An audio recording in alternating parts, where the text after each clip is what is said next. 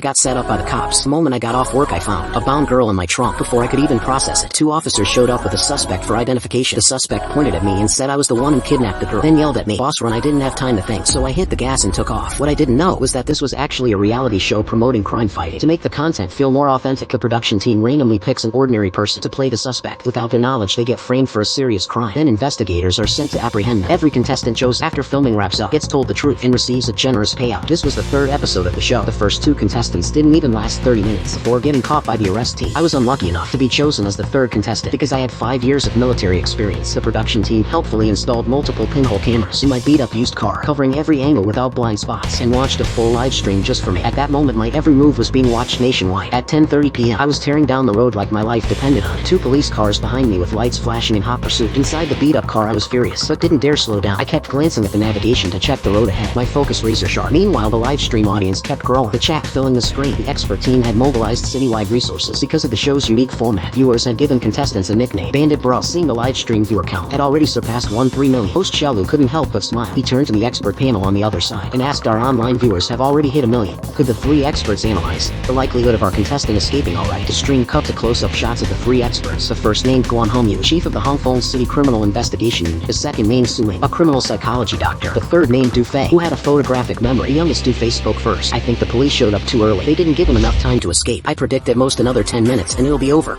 Then Su Ying, sitting in the middle, gave her opinion. "Based on his background and personality analysis, I think in his past experiences, he might have done something shady because the moment the arrest team appeared, he immediately fled in his car. Therefore, I believe he can beat the previous contestant's record, but not by much. Around 20 minutes tops." Then Guan Hongyu suddenly offered a different take. "I don't think it'll be that fast. He was in the military. He has some counter-surveillance skills. During his escape, he's been checking the navigation. He might surprise us." Meanwhile, inside my beat-up car, I hadn't noticed the hidden cameras yet. After carefully studying the navigation, I suddenly yanked the steering wheel and turned onto a side road. This was a road leading into a residential area. Very narrow. Cars passing each other had to be careful. I didn't slow down entering the neighborhood. I had already checked this neighborhood with 2 gates. Going out through the other entrance would take me to North 3rd Road, heading straight to the outskirts. My emotions were a mess. Somehow I had become a kidnapper and was being chased by police cars. If I couldn't sort this out soon, I'd be on the run for a long time. Just as I was debating whether to call the cops and explain the situation, the phone mounted on my dashboard popped up a notification. It not only had my personal details, but also a $100,000 bounty on my head with a wanted notice out. Calling the police now would be walking straight into a trap. At that moment, I didn't know this was all arranged by the show. I thought I was really in trouble. My only thought was to escape. I floored it. Residents in the neighborhood scrambled out of the way, then cursed at my car as it passed. All I wanted was to shake the 2 police cars behind me. I didn't care what anyone yelled. Following the narrow road through the neighborhood, I finally made it to North 3rd Road, then slammed the gas pedal to the floor. Heading toward the outskirts, the woman in my trunk let out muffled sounds, probably because the rough road and heavy bumps were too much for her. I smiled bitterly and tried to reassure her, "Miss, hang in there. I've been set up too. Once I lose the cops, I'll let you go." But then, a cold voice suddenly echoed in my mind.